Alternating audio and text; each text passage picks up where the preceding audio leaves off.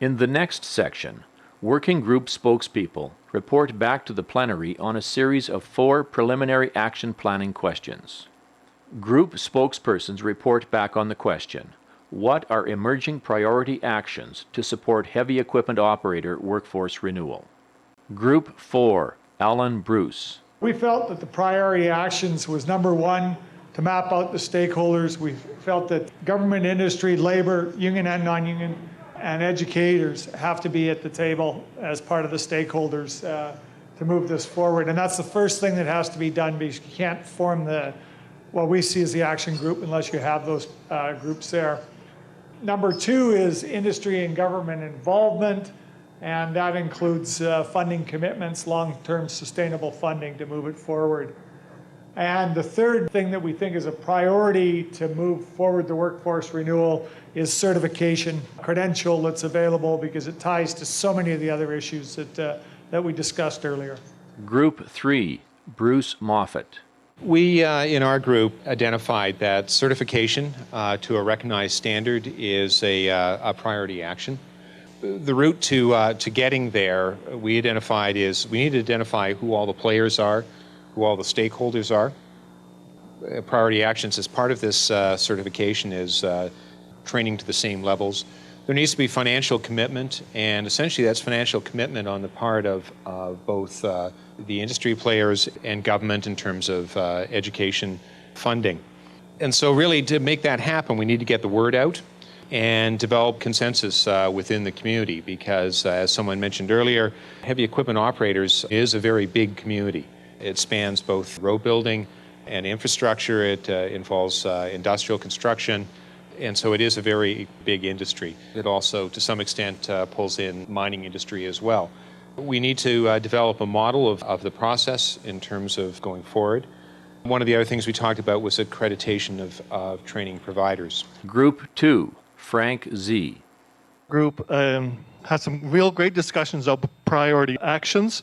Some of these things that we talked about at our particular table change from job to career, change the image of what we're really talking about, make it more appealing to young people out there, so that, and everything that goes with that too, not just so you're sitting on a big piece of equipment and you've got to be there 16 or 18 hours a day.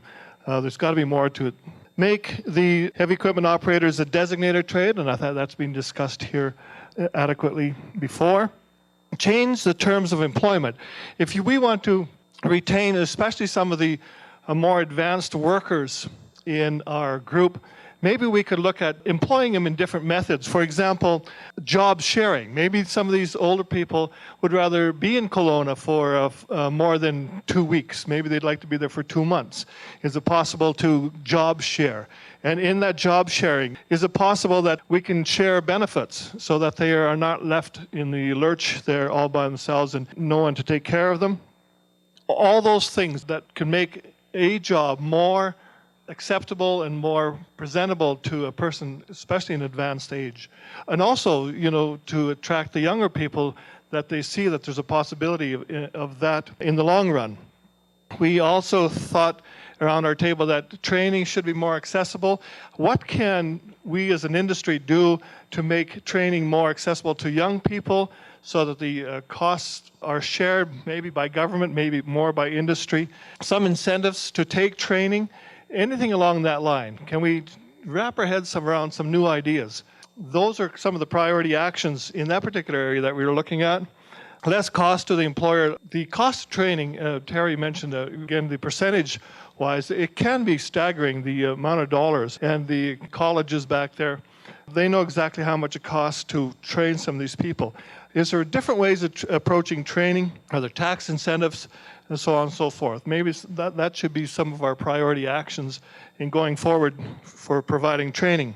Mobility of the employees. If we had a standardized testing or standardized standards across the country, that means that we could get employees from Alberta back to PEI or anywhere across the country without them having to be retrained, so that their credentials would be recognized all over. I think that would be good for the industry. And again, emerging priority, selling ourselves as a complete industry, just doing a better job of presenting ourselves. I think that's a key thing for going forward. Group 1, Gord Edgelow. What we came up with fit in with the other three groups. The industry-driven workforce, we need a development plan. National, credentially and recognized, standardized training, stakeholder support. Education is a big one. We've got to take it right back down to the high schools and that to get them educated, that there are careers out there and where they can go, and get it back to the way it was in the 70s. Attraction and retention. Group spokespersons report back on the question, who needs to be involved? Group 4, Alan Bruce. Who needs to be involved? All stakeholders. That was the question we answered on the first page. And the reason being is it's because no one stakeholder alone can solve the problem. It requires a province-wide cross-sectoral initiative to deal with this. Heavy equipment operators work in every aspect in the province. Group 3, Bruce Moffat. People who need to be involved is clearly the industry, which is the owners, contractors, training institutions, and employee representatives. And government levels, Alberta Employment Infrastructure, well, AEII, Alberta Infrastructure, and Advanced Ed. Group 2, Frank Z. To achieve some of these results and some of these goals that we had on the previous page, who should be involved? We felt that industry was a primary one, both the owners and the clients, the major clients that work for the industry. Sometimes owners put demands on clients that are very hard to attain, and then clients react, of course, and they try to meet their bottom dollar, and they pull back on training, or they do whatever they have to do to get to satisfy the owners. Maybe these two working together a little better will satisfy the industry with which we're working. Government at all levels. We identify all three levels, the federal, the provincial, and the municipal. If all of these could work together, because they're all involved with both training and the services that are provided with the industry. The educational institutes should be involved in the basic training, providing services, and the labor providers, because they have close contact with the people who are actually working out there. Group 1, Gord Edgelow. As it was stated earlier, we need full buy-in by the government, the owners, buyers of the HEO services, whoever needs heavy equipment operators. We need their buy-in. Labor providers, associations and unions, contractors, employees, as well as get the high schools, the teachers, and any of the other educational fields. Group spokespersons report back on the question, what will be the early indicators of success? Group 4, Alan Bruce. Early indicators of success, and by when, we want to set ambitious goals to get this thing up and running. And we feel that priority is to recognize the momentum that's established here today and keep it moving. I think a fellow from Shell mentioned, Terry mentioned earlier, where's it going to go? We need to have it go somewhere. Too often we build great plans and we don't end up with a facility at the end of the day because we don't move it forward. So we've got to build on the momentum here today, a very diverse group across all those sectors, and keep it going. So our recommendation is that by late fall of this year that an action group be established and operational. And by action group we mean a group of stakeholders that come out of this room that are going to move this forward. And that we have designation of those occupations by a year from now, summer of 2008, as a realistic target. And that they be a compulsory designation so it has some value on the attraction and retention, has some value on the mobility issues. Group 3, Bruce Moffat. Safety, reduced lost time accidents. Recruitment would be improved. The average age of heavy equipment operators would be hopefully dropping, and also productivity increases. And the number of registered participants in an accreditation program or apprenticeship program. Establishing some benchmarks would be helpful. Thought that AEII would be able to help with that. Also, the Road Builders Association might also be able to help with that as well.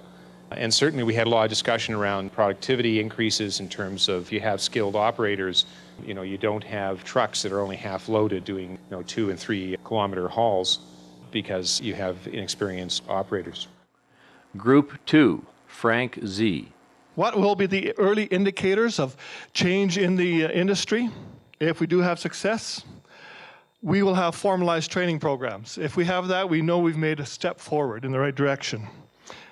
Again, the standards across the country, and the ones that I mentioned a little earlier, if we see some movement on the federal level that people can be recognized in any province, that would be beneficial. One of the members in our group said, if you see full utilization of all the equipment that's out there, that means that we have more people working for us. And I said, well, I have a little bit of a story on that. I think it was last week that Ritchie Brothers here in Edmonton had a record sale, $61 million of equipment that went out of the province. That's just last week, $61 million of heavy equipment. I think Grand Prairie had one, and that was Ritchie Brothers also, that netted them $27 million worth of equipment. So that equipment is going someplace else. I'm not exactly sure where it's going, if it's going stateside or wherever it is, but that equipment has left Alberta as of this week. So we either didn't have the people to run it, or the jobs weren't there. So that's a good indicator. If all of our equipment stays here, if it comes back here, and if it's working. Change of view. If the public out there, when they're driving up and down the roads and they're looking at road builders and they're saying, well, that's just a road builder's job, you don't need much of an education over there. All of us, if we change our views towards these particular type of jobs, I think we've gone down the road where we want.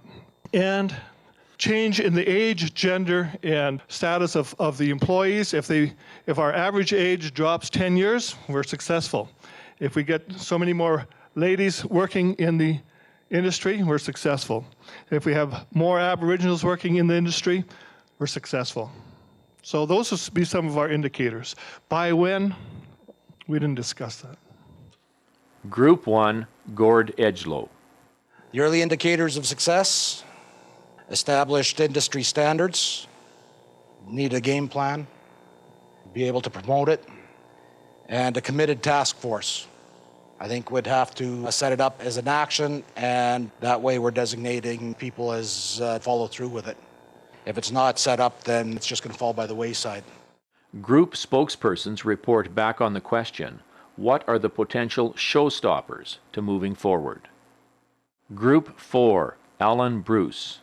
And the potential showstoppers, the cost of training, we think could be an issue for some of the stakeholders, and also some resistance to designation and a credential could possibly be out there, and those are issues that would have to be worked through, and we don't see them as being insurmountable, but we wanted the issues on the table. We looked at it, cost of training, as some of the arguments against what's the costs of not training, and we think they're much, much greater than the costs of training to get by that issue. Group 3, Bruce Moffat. Forward in, of course, the first around that would be obtaining buy-in. I think it's heartening that this group has come together and is taking a look at accreditation and recognizing that there's a mutual interest in moving forward on something like that. And of course, funding. And that funding is going to need to come through both various levels of government. I think recognizing that's occurring already. This forum is, I think, an example of that, but also coming from the industry as well. Group 2, Frank Z. What are the potential showstoppers? What will stop us from reaching that?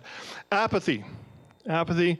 If no one in the industry takes up the ball and carries it, then that'll be one of the key things that'll stop us, right? Lack of concern. Lack of concern about the bottom line. Again, we're talking about owners and major clients. If they're more concerned about the bottom line, the profit margin, than they are about the industry and the employees, that would be a showstopper.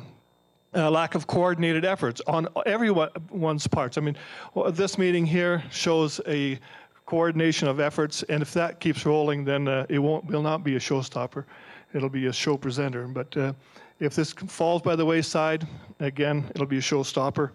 Constraints through the funding of education. If we don't get any funds that are funneled into the educational aspect, the training aspect of this whole procedure or this whole area, it'll be a showstopper. And the last one we had, quality of the supervision. If we, again, don't, and I think Terry mentioned the whole aspect of supervision, if we don't nurture that whole area, if we don't nurture one another, mentorship and so on and so forth, if we don't put some effort in there, that will stop the industry for sure. Group 1, Gord Edgelow. Potential showstoppers, no industry buy-in.